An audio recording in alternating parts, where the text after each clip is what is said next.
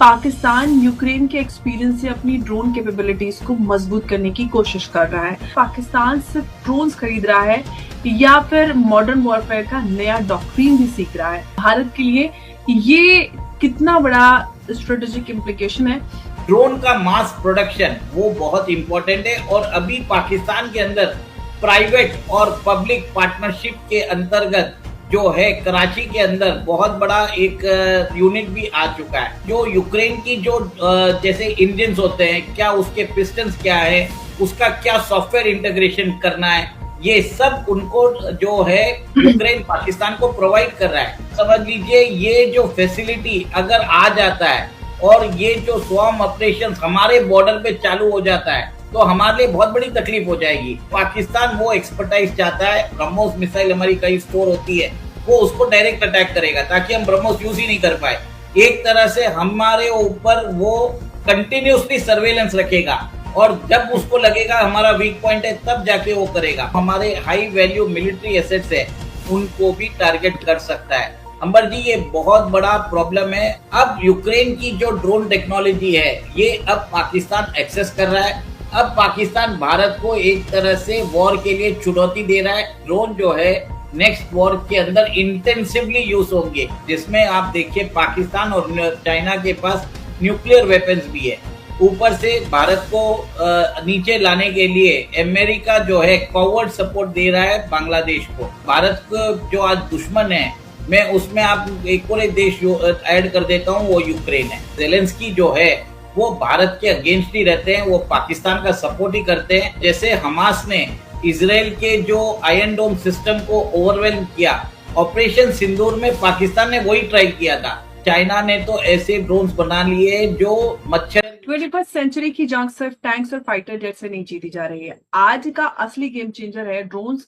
और अगर पाकिस्तान को यूक्रेन के बैटलफील्ड से ड्रोन टेक्नोलॉजी और ऑपरेशन एक्सपीरियंस मिल रहा है तो साउथ एशिया की या फिर हम इंडियन सब कॉन्टिनेंट की बात करते हैं तो उसकी सिक्योरिटी डायनेमिक्स पर इसका कितना बड़ा और कितना गहरा असर हो सकता है।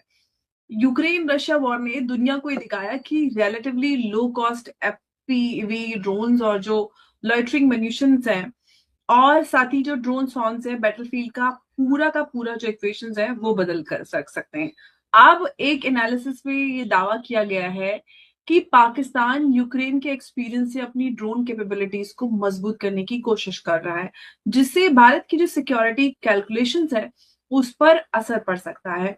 अब ये एनालिसिस जो है इसके कुछ ऑपरेशनल क्लेम्स की जो इंडिपेंडेंट ऑफिशियल कंफर्मेशन है वो पब्लिकली अवेलेबल तो नहीं है, लेकिन सवाल ये है कि क्या पाकिस्तान सिर्फ ड्रोन्स खरीद रहा है या फिर मॉडर्न वॉरफेयर का नया डॉक्ट्रिन भी सीख रहा है।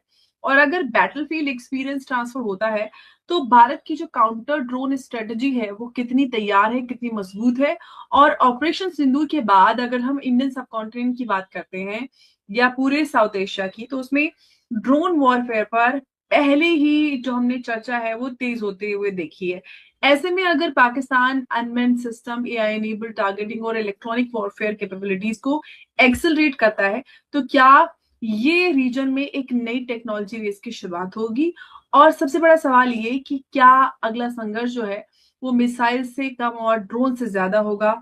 क्या फ्यूचर की जो जंग है उसमें जो करोड़ों की जो फाइटर्स हैं उससे ज्यादा लाखों की जो ड्रोन्स है वो खतरनाक साबित होने वाली है। तो दोस्तों मैं हूं आपके साथ एक बार फिर से एक चर्चा लेकर हाजिर हूं और डिबेट आज की जो है इसमें हम डिकोड करेंगे कि पाकिस्तान के ड्रोन एम्बिशंस और यूक्रेन कनेक्शन और भारत के लिए ये कितना बड़ा स्ट्रेटेजिक इम्प्लीकेशन है।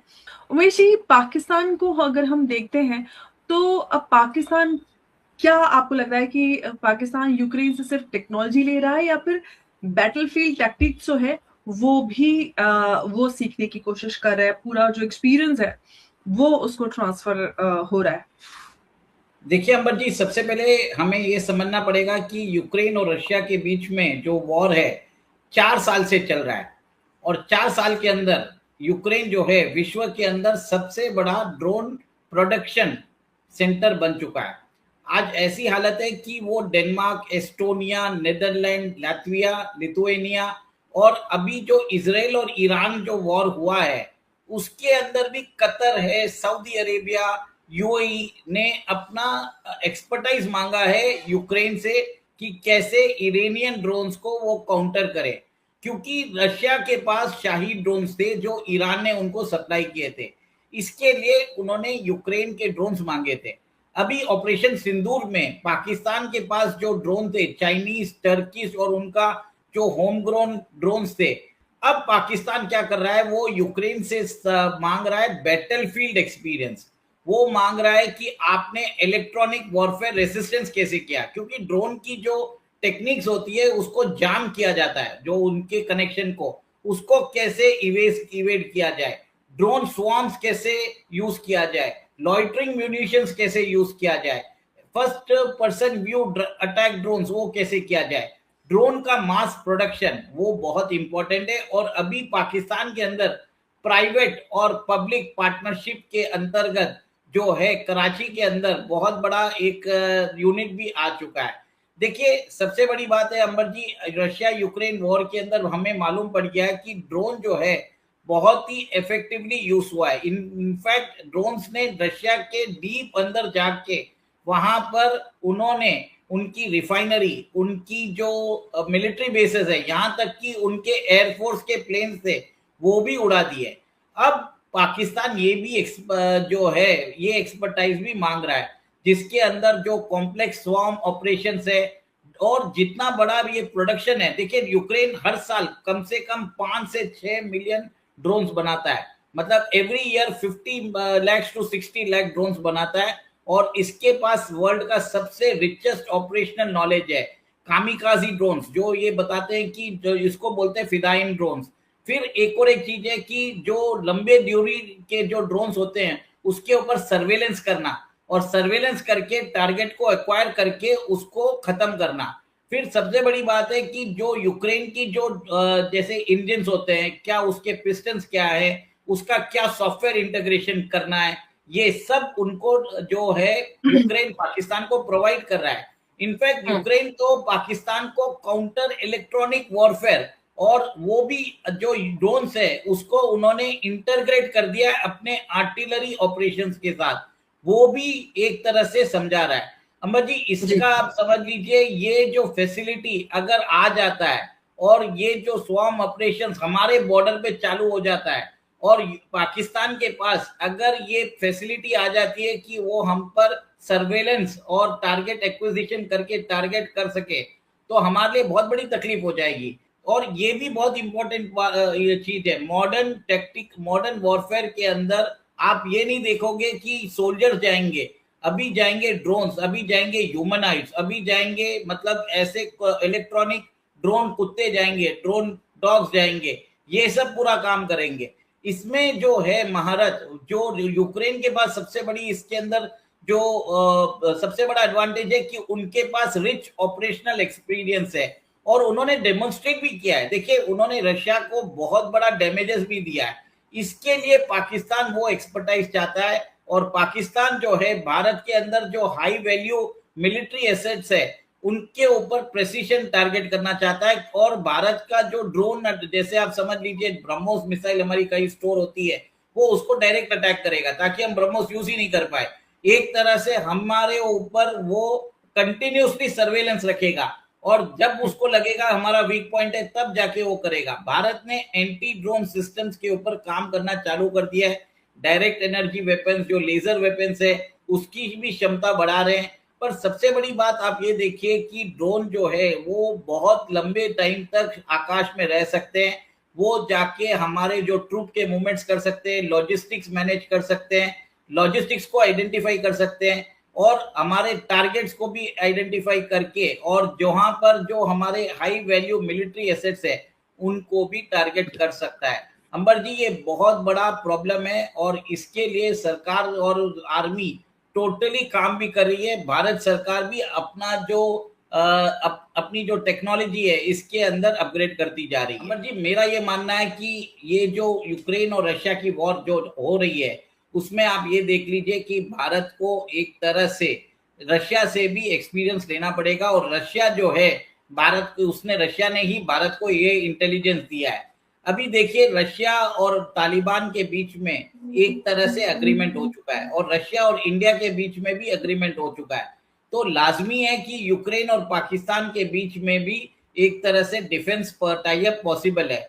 देखिए यूक्रेन रशिया वॉर के अंदर आपको याद होगा कि पाकिस्तान ने यूक्रेन को 155 mm शेल्स, आर्टिलरी और एम्यूनिशंस भेजे थे।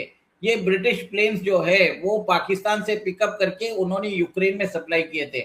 आईएमएफ ने उनको एक तरह से ऑपरेशन सिंदूर के टाइम पे 1.1 बिलियन डॉलर्स का ग्रांट भी दिया था। उनको एशियन डेवलपमेंट बैंक ने भी पैसे दिए थे। तो ये एक बताता है कि जो वेस्टर्न जो है उनका पूरा सपोर्ट उसको मिल रहा है।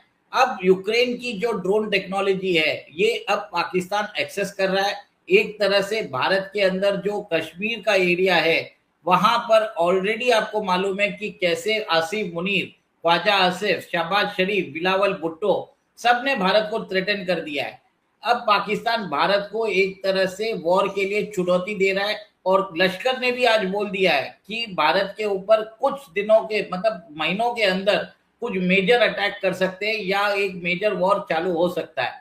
इन मोर लाइकलीहुड आप ये देखेंगे कि ड्रोन जो है नेक्स्ट वॉर के अंदर इंटेंसिवली यूज होंगे।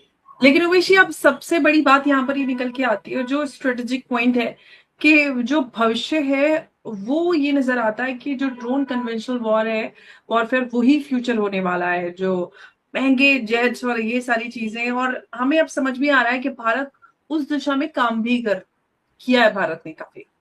देखिए भारत जो है एक तरह से देखिए हमारा डिफेंस बजट भी लिमिटेड है।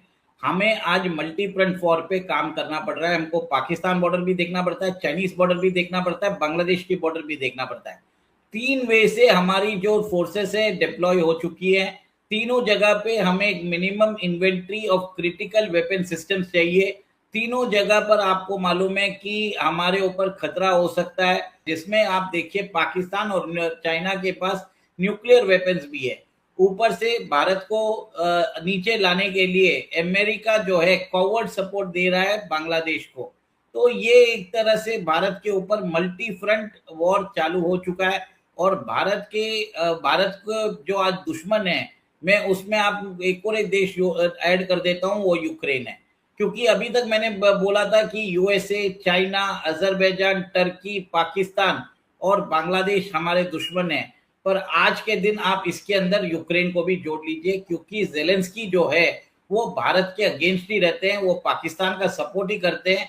और यूक्रेन जो है, यूक्रेन ने पाकिस्तान को जो उनके टैंक्स है उसके लिए इंजन्स भी दिए हैं। तो एक तरह से बहुत पुराना एक संबंध है यूक्रेन और पाकिस्तान के बीच में। उनके बीच में वेपन सिस्टम्स का जो आदान प्रदान है वो होता रहता है। और मेरा ये मानना है कि आगे जाके भारत को चुस्ती और मुस्तैदी के साथ अपने बॉर्डर को गार्ड करना पड़ेगा। और देखिए एक और एक चीज है, जैसे हमास ने इसराइल के जो आयरन डोम सिस्टम को ओवरवेल्म किया, ऑपरेशन सिंदूर में पाकिस्तान ने वही ट्राई किया था। अब अगली बार जो है पाकिस्तान यही जो है ड्रोन जो स्वार्म्स है भेज के हमारे डिफेंस सिस्टम्स को ओवरवेलमिंग करने की कोशिश करेगा। बिल्कुल। और लेटेस्ट एग्जांपल ईरान हमारे सामने है। ईरान ने किस तरह से सस्ते ड्रोन्स का इस्तेमाल करके किस तरह से अपना पूरा एक जो वॉरफेयर का पूरा मॉडल है वो दुनिया के सामने पेश किया है। लेकिन एक बात अगर हम समझने की कोशिश करें यहाँ से, जिस तरह से यूक्रेन और पाकिस्तान को लेकर ये डेवलपमेंट सामने आ रहा है कि एक तो ये कि यूक्रेन वॉर से दुनिया ने क्या मिलिट्री लेसन सीखे, और साथ ही अब क्या आगे जो बैटलफील्ड इनोवेशन है अब अलायंसेस के थ्रू एक्सपोर्ट्स हो रही हैं। देखिए सबसे पहले तो यूक्रेन रशिया वॉर के अंदर समझ में आ गया लोगों को कि आपके पास ड्रोन सर्वेलेंस सिस्टम्स होने की जरूरत है। आपके पास कॉस्ट इफेक्टिव ड्रोन्स की बहुत एक इंडस्ट्रियल लेवल प्रोडक्शन कैपेसिटी की जरूरत है। अगर वॉर बहुत दिनों तक चल पड़ा तो आप विदेशियों से ड्रोन नहीं मंगा पाओगे। आपके पास देश के अंदर वो इंडस्ट्रियल जो ड्रोन मैन्युफैक्चरिंग कॉम्प्लेक्सेस है वो तैयार करने की जरूरत है। सेकेंड, आप ये देख लीजिए कि कॉम्प्लेक्स ड्रोन जो है उनके अंदर भी कौन से ड्रोन्स को कैसे इवेड कर सकते हैं जैमिंग को, उसके ऊपर भी काम करने की जरूरत है। प्रोलॉन्ग पीरियड के लिए मतलब आप समझ लीजिए 72 छिन में 120 घंटे के लिए कंटिन्यूसली ड्रोन जो है वो आकाश में उड़कर हाई वैल्यू टारगेट्स को एक तरह से मॉनिटर कर पाएगा। जब अगर लगेगा कि कुछ शिफ्ट होता है, मतलब आप समझ लीजिए शिफ्ट होने के टाइम पे 5 या 10 मिनट का रिसेस मिलता है, उस समय जाके वो जो कामिकाजी ड्रोन्स है उधर जाके अटैक भी कर सकते हैं। तो यहाँ पर सतर्कता जो है 1 मिली सेकेंड से भी कम होनी चाहिए। अब लोगों को समझ में आ गया कि we are in constant heightened state of war. अभी ऐसा हो गया ड्रोन वॉरफेयर के अंदर, ड्रोन कभी भी आके आपको सरप्राइज कर सकता है। This is the type of alert system you have to make. अभी देखिए इसराइल का जो इंटरसेप्टर्स थे वो मिलियंस ऑफ डॉलर्स के थे, जबकि ईरान के जो शाहीद ड्रोन्स थे वो 50,000 डॉलर के थे। तो इसके कारण जो ईरान है इसराइल को ओवरवेल्म कर पाया, इसराइल के टेल अवीव और बाकी शहरों पर अटैक कर पाया। इसी के मद्देनजर अभी हमें समझना पड़ेगा कि we need low cost solutions.